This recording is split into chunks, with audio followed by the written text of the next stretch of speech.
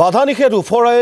নিশাও জুবিন ক্ষেত্ৰলৈ অনুৰাগীৰ সোঁত নিশা 10 বজাৰ পিছতো জুবিন ক্ষেত্ৰত ভিৰ কৰিলে অনুৰাগী প্ৰশাসনৰ এছঅপিৰ পিছতো জুবিন ক্ষেত্ৰ এৰিবলৈ সাজু নহয় অনুৰাগী বৃহস্পতিবাৰে জুবিন ক্ষেত্ৰক লৈ প্ৰশাসনে জাৰি কৰিছিল এছঅপি নিশা 10 বজাৰ পিছত প্ৰৱেশ নিষিদ্ধ কৰিছিল জুবিন ক্ষেত্ৰত খুৰাশক্ত লোকৰ বাবে জুবিন ক্ষেত্ৰত প্ৰৱেশ নিষিদ্ধ কৰা হৈছিল আৰু জুবিন ক্ষেত্ৰৰ সন্মুখত খুৰা বিক্ৰী খুৰা সেৱনত নিষেধাজ্ঞা জাৰি কৰা হৈছিল আইন ভংগকাৰীৰ বিৰুদ্ধে লোৱা হ'ব কঠোৰ ব্যৱস্থা এই ঘোষণা কৰিছিল স্বয়ং মুখ্যমন্ত্ৰীয়ে আৰু এই সন্দৰ্ভত মুখ্যমন্ত্ৰীলৈ পত্ৰ লিখিছিল জুবিন গাৰ্গ ফেন ক্লাবে আৰু ফেন ক্লাবে অনুৰোধ জনাইছিল যে 10 বজাৰ পৰিৱৰ্তে 12 বজালৈ জুবিন ক্ষেত্ৰ খুলি ৰাখিব লাগে আৰু অনুৰাগীক জুবিন ক্ষেত্ৰ দৰ্শনৰ পৰা বঞ্চিত নকৰাৰ আহ্বান জনাইছিল ফেন ক্লাবে 10 বজাত প্ৰৱেশত বাধা প্ৰদান কৰাটো গ্ৰহণযোগ্য নহয় প্ৰশাসনে জাৰি কৰা এছঅপিক লৈ এতিয়া ক্ষোভ জুবিন অনুৰাগী এছঅপিক কোনো কাৰণতে মানি নোলোৱাৰ হুংকাৰ দিছে জুবিন অনুৰাগীয়ে সবিশেষ জানিবলৈ আমি যাব বিচাৰিম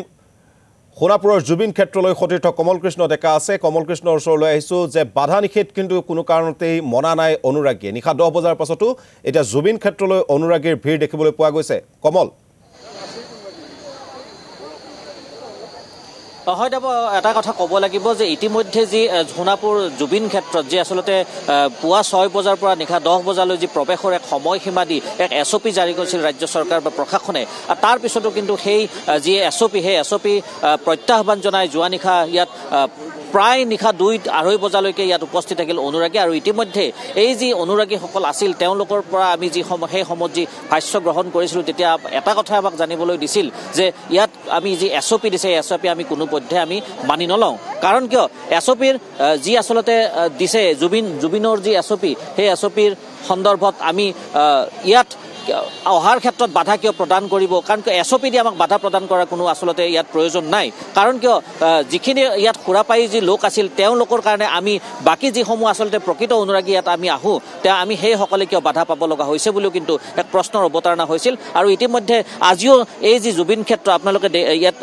প্ৰত্যক্ষ কৰক জুবিন ক্ষেত্ৰত কিন্তু ইয়াত এতিয়াও অনুৰাগীৰ যথেষ্ট সংখ্যক ভিৰ দেখিবলৈ পোৱা গৈছে আমি এটা কথা ক'ব লাগিব যে যোৱা নিশা ইতিমধ্যে যে সোণাপুৰ আৰক্ষীয়ে 5জনকৈ লোকক খুৰাশক্ত অৱস্থাত আটক কৰিছে নিশা 2 বজাৰ পিছত তেওঁলোকক আটক কৰিছে এটা কাৰণত আটক কৰিছে যে এই যি এছঅপি দিছিল আৰু এছঅপিৰ যি নিয়ম সেই নিয়ম ভংগ কৰি তেওঁলোকে নিশা 2-2:30 বজা পৰ্যন্ত এই স্থানত উপস্থিত আছিল আৰু সেই এছঅপি যি নামানো বুলি তেওঁলোকে প্ৰত্যাহ্বান জনাইছিল তাৰ পিছতে কিন্তু খুৰাশক্ত হৈ তেওঁলোকে উদ্ভণ্ডালিৰ সৃষ্টি কৰিছিল অনুৰাগী আছে মই অনুৰাগীৰ পৰা কিছু কথা জানিম দাদা আপুনি ক'ৰ মই ডিব্ৰুগড় দিল্লীত পাইছোঁ কি ক'ব যে এছঅপি এটা দিছিলে এটা জুবিন গাৰ্গৰ সমাধি জুবিন ক্ষেত্ৰত একাংশই কিন্তু খুৰাপাই লোকে উদ্ভণ্ডালি কৰিছিল যাৰ কাৰণে কিন্তু এছঅপি জাৰি কৰিব লগা হ'ল আৰু এই এছঅপিক লৈ সাধাৰণ জনতাই ভুগিব লগা হৈছে কি ক'ব এছঅপি একচুৱেলি ইয়াত নাখাতে মই ভাবোঁ মানে আপুনি যিটো পৰিৱেশ দেখা পাইছে এটা নিজে দেখা পাইছে ইয়াত এছঅপি কোনো প্ৰয়োজন নাই আৰু ইয়াত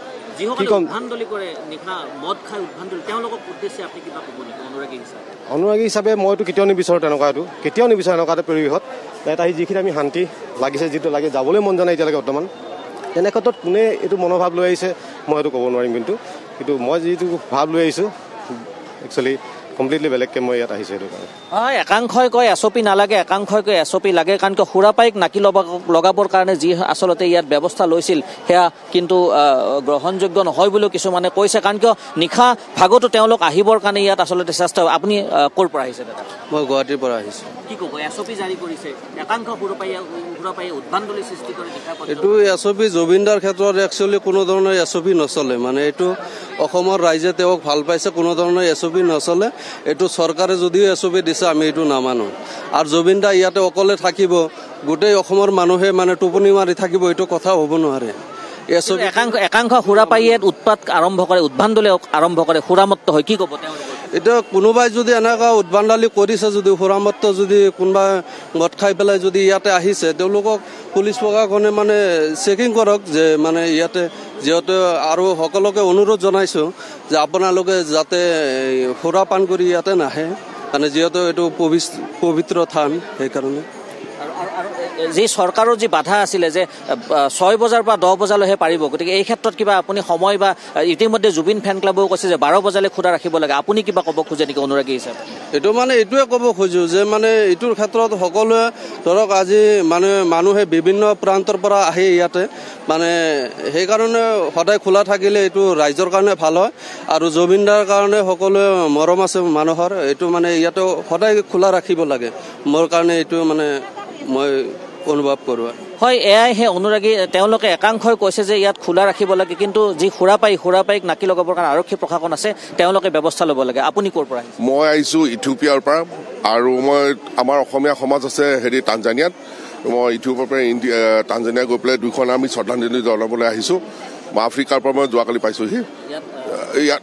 এইটো বুলি আহিছোঁ, কিন্তু মোৰ ঘৰ এনেই যোৰহাটত, এনেই সেইটো কাৰণে বুলি আহিছোঁ, শ্ৰদ্ধাঞ্জলি বুলি কৰিব লাগিছিলোঁ। ধন্যবাদ।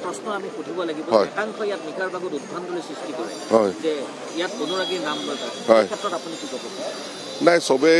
ধৈৰ্য ধৰি পেলাই ৰাখিব লাগিব, বিশৃংখলা কৰিব দৰকাৰ নাই, আৰু প্ৰশাসনেতো ভালদৰে ব্যৱস্থা কৰিছে। আমি চবেই অনুৰাগী, চবেই চেণ্টিমেণ্টেল। ইভেন জুবিন নাইজেৰিয়াত প্ৰথমবাৰ আহিছিলে, আফ্ৰিকাত প্ৰথম বিহু পাতিছিলোঁ, সেইটো মই মাতিছিলোঁ। মোৰ বন্ধু হয়, মোতকৈ 2 বছৰ সৰু, আমি যোৰহাটৰ হয়, আমি আগৰ সৰুৰ পৰা আগতে পোৱা। এবাৰ কুৱেইটত মাতিছিলোঁ জুবিনক, 2বাৰ গৈছে।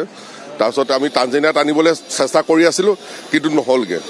গতিকে অকল আফ্ৰিকাত আমি নাইজেৰিয়ালৈকে মই মাতিছিলোঁ, নাইজেৰিয়াত 2019ত কৰিছিলে, প্ৰগ্ৰাম কৰিছিলোঁ। চ' সেইকাৰণে আমি পূৰা আফ্ৰিকাৰ পৰা আহিছোঁ তেখেতক দিবলৈ, জুবিনক। ইয়াত ইথিওপিয়া, এখন ইথিওপিয়াৰ ফ্লেগ, আৰু ইয়াত এইখিনি টানজানিয়া মানুহখিনি। আফ্ৰিকাত জুবিনক বহুত ভাল পায়। কিলি পল এটা আছে আফ্ৰিকাত, বহুত মানুহে জুবিনক গান শুনে, গতিকে আমাৰ লগত থাকে বহুতখিনি নিগ্ৰো মানুহ। ঠিক আছে, ধন্যবাদ। মই এখন দিবলৈ আহিছোঁ, দি যাওঁ সমাধিত দিবলৈ। হয়, আহিছোঁ, মই তাৰ কাৰণে আহিছোঁ। হয়,